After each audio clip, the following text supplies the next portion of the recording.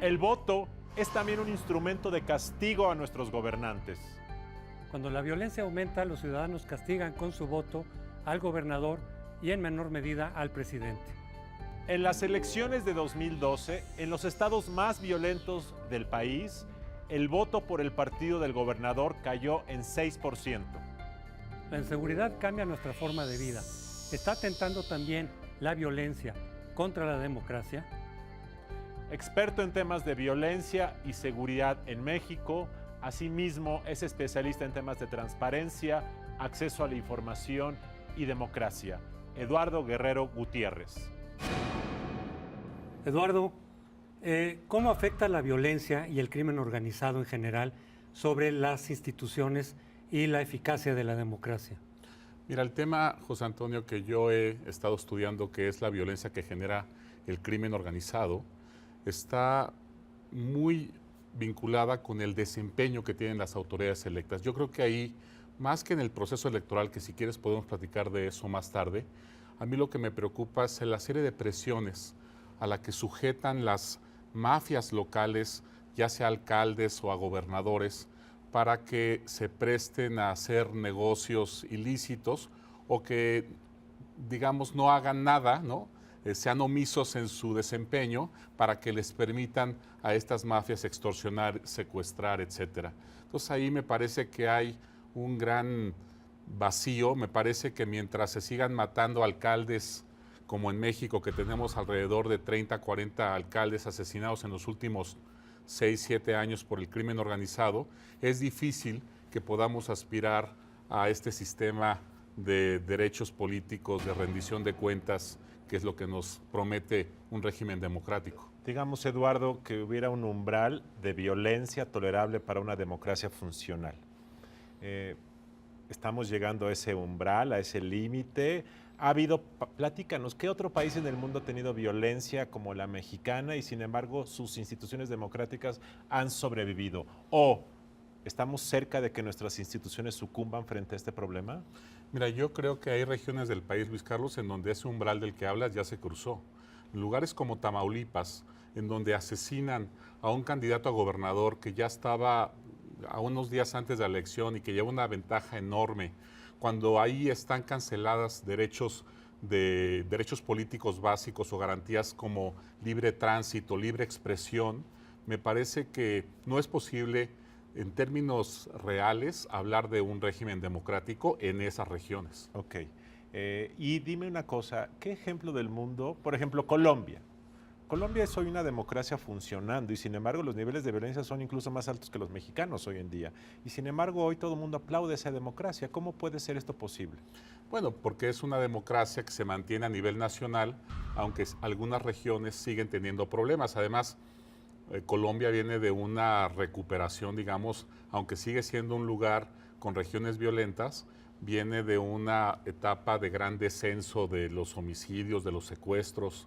Me parece entonces que sí cumple los requisitos de una democracia funcional y además no está, los problemas que tiene Colombia son distintos a los de México en muchos sentidos porque no solamente es crimen organizado, sino hay una guerrilla ideologizada, me parece que hay otros actores y definitivamente sí me parece que podemos hablar de una democracia nacional, aunque también con el problema de localidades donde se han cancelado derechos políticos. La inseguridad es el segundo tema que más preocupa a los ciudadanos.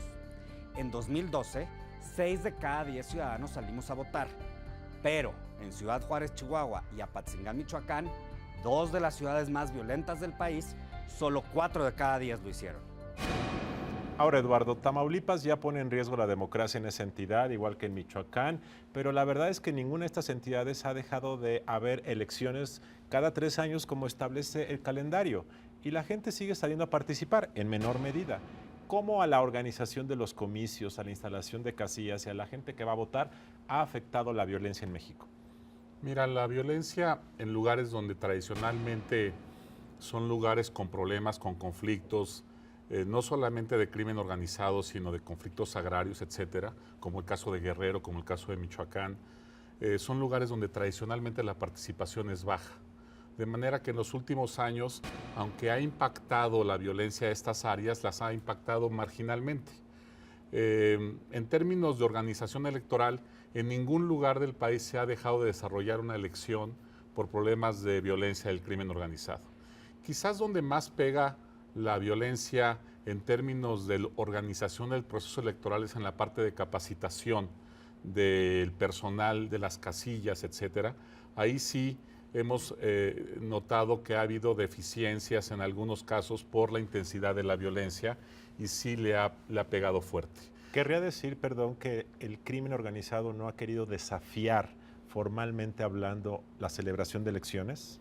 En algunos casos sí. El caso, digamos, yo creo que mejor ilustra esto, Luis Carlos, es el caso de Michoacán, la elección que hubo para gobernador, la última elección, en donde hubo, por un lado, digamos, una especie de guerra contra la candidata del PAN, María Luisa Calderón, en donde se bloquearon carreteras, caminos para impedir que votantes con inclinación panista pudieran acudir a las elecciones. Hubo también presiones muy fuertes para los funcionarios de casilla para que anularan votos que presumiblemente eran para el PAN. También algunos votantes, cuando se estaban acercando a la urna, gente ajena, digamos, a los funcionarios electorales se acercó para decirles que no podía votar, con amenazas de agrederlos. Y ese tipo de cosas sí se repitieron en varias casillas electorales el día de la elección para gobernador en Michoacán. Además de que ahí hubo algo adicional, que también creo que es importante que toquemos, que tiene que ver con la movilización de los caballeros templarios y de la familia michoacana para que su base social, que es muy disciplinada, votara por un candidato de un partido. Ahora, yo he oído el argumento de que para qué te desgastas haciendo que gane uno u otro, si una vez que estás sentado, mejor vas con el presidente municipal y lo cooptas o lo forzas o lo corres o lo matas. ¿Qué no es más fácil eso que estar maniobrando electoralmente para influir en una elección para un narcotraficante? Depende de la organización criminal. En general en México sucede lo que tú dices. Se esperan a que ya haya una autoridad electa y se acercan para hacerle algunas ofertas de cooperación o para amenazarlo en caso de que crean que va a cooperar con sus adversarios. En 7 de los 10 estados en donde hubo más violencia durante el 2012, los ciudadanos castigaron con su voto al partido del gobernador. El retroceso en las preferencias electorales para el PAN fue de 6.2%, para el PRI de 5.8% y para el PRD de 4.1%. ¿Qué perspectivas hay en este asunto para las elecciones del año que viene? ¿Cómo se vislumbra el panorama? Mira, va a ser un panorama complicado, José Antonio, porque tenemos elecciones en 17 estados y en 5 de ellos, que son muy complicados en términos de crimen organizado y violencia. Además hay elección para gobernador, que son Guerrero, Michoacán, San Luis Potosí, Nuevo León y Sonora. Son lugares donde está fuerte el crimen organizado, donde es posible que las elecciones traigan desequilibrios en los equilibrios de poder y que eso vaya a causar conflictos. Y además hay elecciones para ayuntamientos en Morelos y en Jalisco, donde también hay fuertes disputas territoriales de los grupos criminales. Entonces no se ve fácil, ¿no? ¿Qué habría que suceder para que ahora que el nuevo Instituto Nacional Electoral puede atraer la organización de comicios? Daría la impresión de que Michoacán es un candidato natural para que eso ocurra. Pero mi pregunta, Eduardo, es, ¿acaso si el INE entra a organizar las elecciones de Michoacán, por esa razón esas elecciones van a ser tranquilas y pacíficas? A mí me parece que no tiene nada que ver con que el INE o el Instituto Electoral del Estado lo hagan. Sería básicamente lo mismo. ¿Tú qué opinas? Yo creo que en este rubro sí es importante que haya una autoridad nacional más fuerte, porque el problema del crimen organizado es de carácter local y me parece que autoridades estatales son más vulnerables a ser presionadas por los grupos criminales que la autoridad nacional. Entonces me parece que en este punto es positivo el fortalecimiento de la autoridad nacional. ¿Tú sugerirías que en estas 5 entidades se pensara si vale la pena que sean atraídas la organización de esas elecciones hacia el ámbito federal entonces? No en las 5, quizás Guerrero y Michoacán, que son las más complicadas. Ok. ¿Y qué se puede hacer para realmente prevenir que haya dinero sucio en las campañas? Algo de lo que siempre se habla, pero no es algo tan sencillo de controlar. No, sobre todo porque el crimen organizado maneja enormes sumas de dinero en efectivo que son muy difíciles de fiscalizar.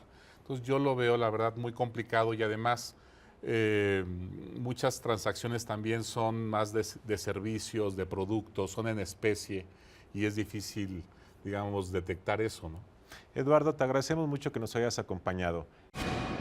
En 2015 se renovarán Congreso local y alcaldías en 17 entidades federativas y elegirán gobernador en 9 de ellas.